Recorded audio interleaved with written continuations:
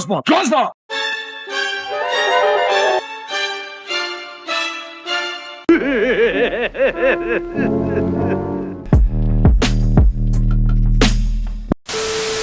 வீடியோல என்ன பார்க்க போறோம்னா எஸ்கே நடிச்ச மூவிஸை டயர் லிஸ்ட் மாதிரி போட்டுடலாம்.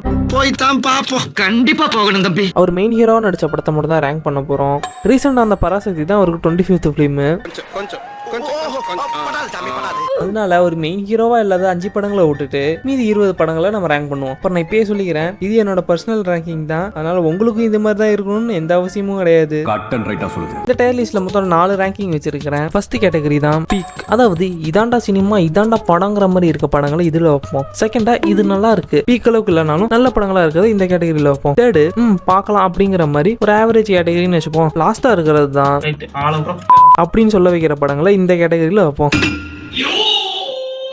ஃபர்ஸ்ட் எதிர்நீச்சல் இருந்து போவோமா. எதிர்நீச்சல் படத்துல ஸ்டோரி, சாங்ஸ், காமெடின்னு சொல்லிட்டு எல்லாமே பெர்ஃபெக்டான லெவல்ல இருக்கும். முக்கியமா இதுல வர சாங்ஸ்லாம் அனிருத்தோட பீக்னே சொல்லலாம்.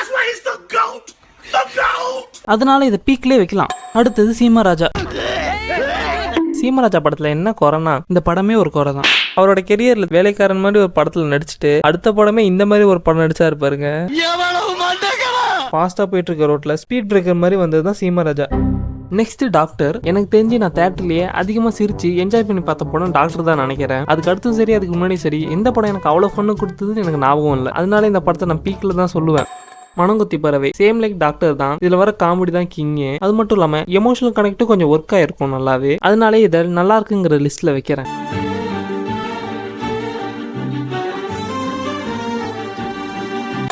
ஹீரோல எனக்கு அந்த எங்கேஜிங் ஃபேக்டர் கொஞ்சம் மிஸ் ஆச்சு. எனக்கு அவ்வளோவா அது ரொம்ப இம்ப்ரெசிவா தெரியல. ஆனா அதுக்கு ரொம்ப மோசம்னு சொல்ல மாட்டேன். அதனால பார்க்கலாங்கிறதுல வைக்கலாம். Mister local. என்ன கருமையா இது? எனக்கு தெரிஞ்சு எஸ்கே கெரியர்லே இந்த அளவுக்கு ஒரு மட்டமான படத்தை நடிக்கவே முடியாதுன்னு தான் நினைக்கிறேன். இந்த படத்துல வாங்கின அடினாலதான் ஹீரோயின் பின்னாடி சுத்துறது மட்டுமே கதையா வச்சிருக்க படத்துல எல்லாம் நடிக்கிறதே விட்டுட்டாரு. இதெல்லாம் லாஸ்ட் லிஸ்ட்ல கூட வைக்க கூடாது, இருந்தாலும் வைக்கணுங்கிறதுக்காக வைக்கிறேன். அடுத்தது டானு. இப்பதான் லோகே ஸ்கேமருங்கிறாங்க. ஆனா சிபி சக்கரவர்த்தி ஃபர்ஸ்ட் படத்திலேயே அந்த அப்பா சென்டிமெண்ட கடைசி சொருவியே எஸ்கே போயிருப்பாரு. இந்த படத்துல வர சீன்ஸ்லாம் கொஞ்சம் கிரிஞ்சாவும் கடுப்பாவும் இருக்கும். ஆனா அதுக்குன்னு இது ஆள விடுறாங்கிற லிஸ்ட்ல வைக்கிறதோட அந்த பாக்கலாங்கிறதுல வைக்கலாம். தப்பா புரிஞ்சுக்காதீங்க. இப்பதான் உன்னை சரியா புரிஞ்சுக்கிட்டேன். நீ தப்பானவன் இல்ல, நீ தப்பானவன் தான். I'm about to skip this shit. Skip.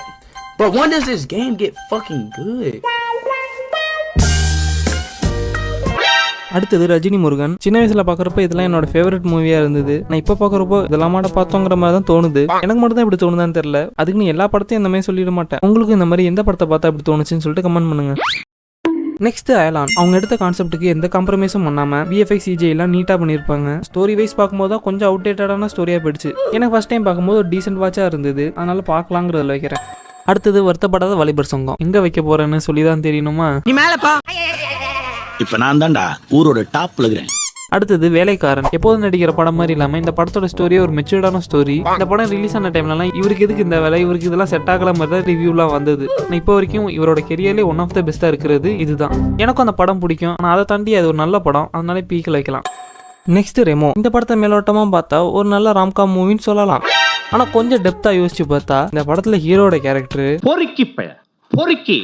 லிட்டரலா engagement ஆன பொண்ணு பின்னாடி சுத்தி ஏமாத்தி பொய் சொல்லி லவ் பண்ண வைக்கிறது அந்த படமே.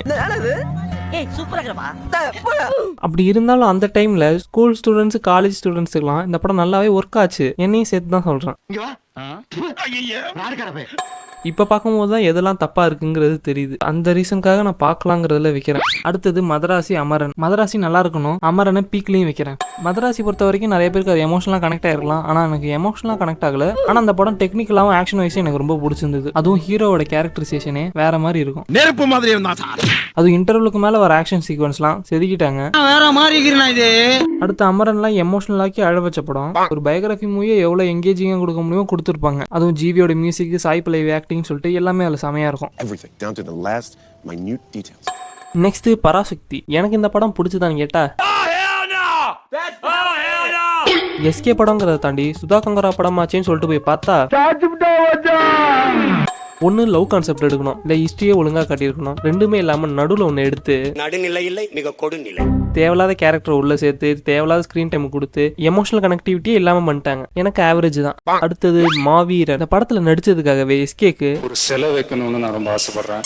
காமெடியில் ஆரம்பிச்சு emotion, character, story, fight, action சொல்லிட்டு எல்லாமே பீக்.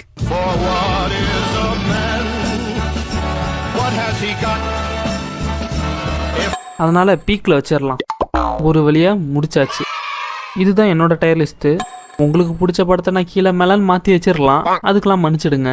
எஸ்கே படத்துலேயே உங்கள் ஃபேவரட் எதுன்னு கீழே கமெண்ட் பண்ணிட்டு போங்க.